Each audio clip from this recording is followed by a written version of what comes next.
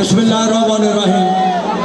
मोहतरम जनाब चौधरी आशिक राई साहब, स्टेज पर बैठे हुए मौजूद मेहमान गिरामी, हाजरीन महफल, हल्का NA 156 के बुजुर्गों, भाइयों, नौजवान कारकुनों, साथियों, अस्सलाम वालेकुम।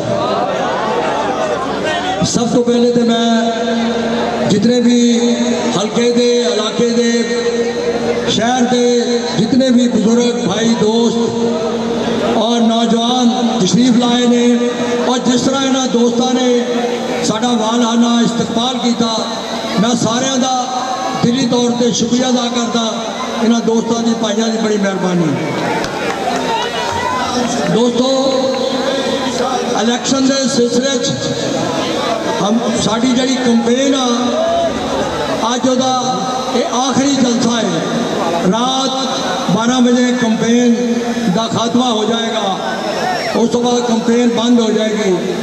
तो मैं ये समझता है कि चौधरी आशिक साहब ने तुहानू पहले जिस तरह दस्या है कि साडा एक पैनल है और इस पैनल के विच मैं बतौर MNA और चौधरी आशिक राई मेरे नाल बतौर MPA ने साडा निशान जरा हुक्के का निशान है और हरी पर्ची और सफेद पर्ची वो भी चौधरी साहब ने तुहानू दस्या।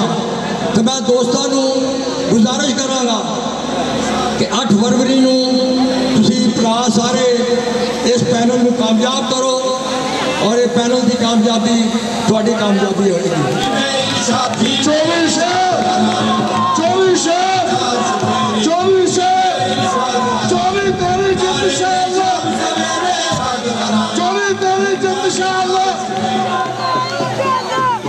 दोस्तों, 2013 के भी तुसी मेरे से बड़ी मेहरबानी की सी, मैनू इस हल्के का MPA बनाया सी और अल्हम्दुलिल्लाह मैं अपने 5 साल जड़ा दौर सी MPA शिप का वो थोड़े सामने आ और उस दौर के जिन्ने डिवेलपमेंट, जिन्ने तरक्याती काम और जिन्ना ईमानदारी नेक नीति नाल पब्लिक डीलिंग की और हर बच्चे को हर शख्स को जो इस इलाके का पता है।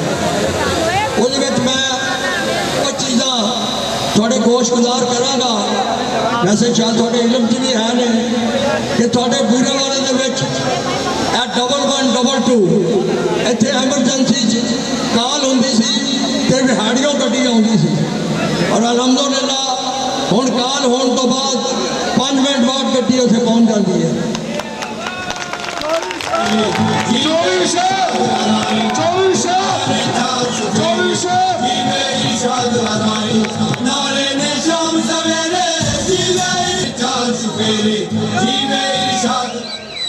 और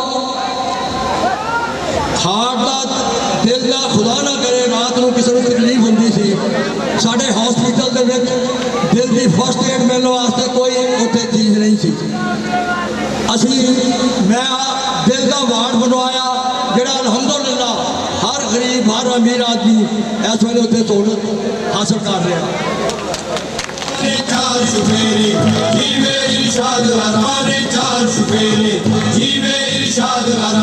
स्पेशल एजुकेशन का स्कूल वो दोस्त अजीमाबाद देखा होगा 1 एकड़ के साढ़े इतने गूंगे बहरा का स्कूल जो स्पेशल एजुकेशन का स्कूल कहते हैं उसकी तादाद साड़ी 2 तहसीलों नालों ज़्यादा सी और किराए की बिल्डिंग सी। अज जाके वेखो एक खूबसूरत बिल्डिंग उहदे कमरे और 1 एकड़ के बिल्डिंग बनाई गई और स्कूल उत्थे चल रहा।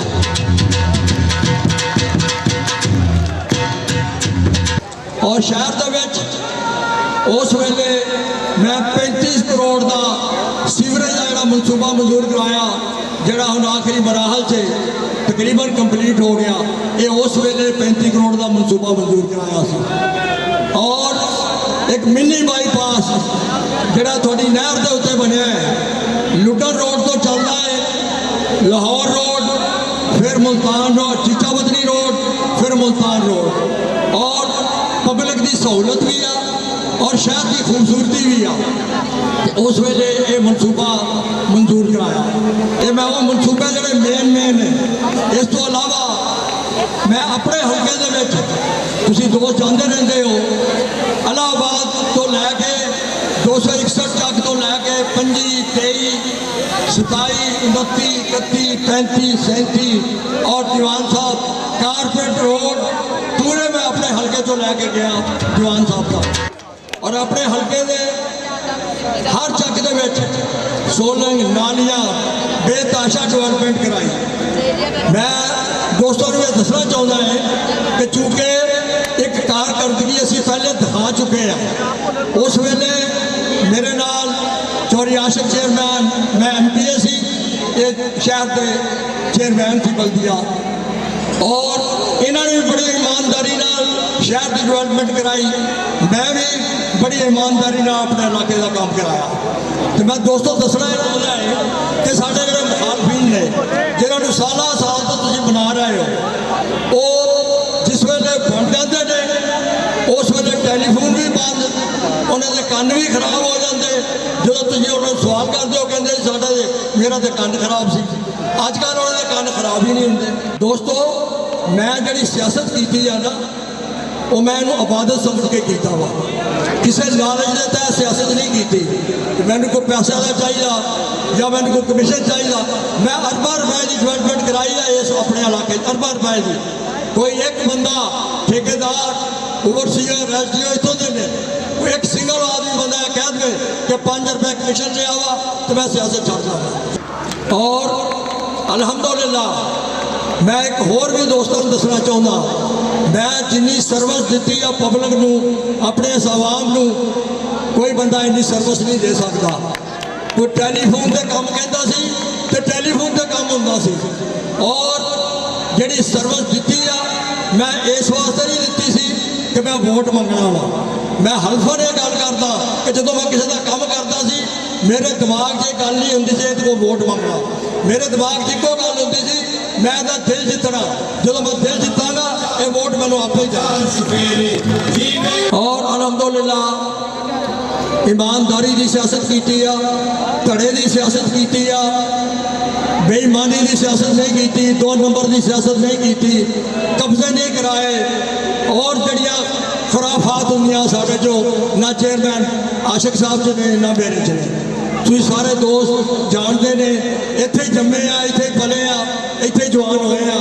तो मैं भरावां नूं गुजारिश करांगा कि साढ़े तुसी माजी हाल तो वाकफ हो और गुजारिश ये करांगा कि अगर इलाके की डिवेलपमेंट चाहते हो तरक्याती काम चाहते हो इत्थे साडा हाले एक वड्डा मनसूबा रहिंदा है। साडा मेन शहर का बाईपास जिस वेले छुट्टी हुंदी आ पूरा शहर चौक हो जाता और बाईपास जोड़ा साढ़े शहर वास्ते बहुत जरूरी है।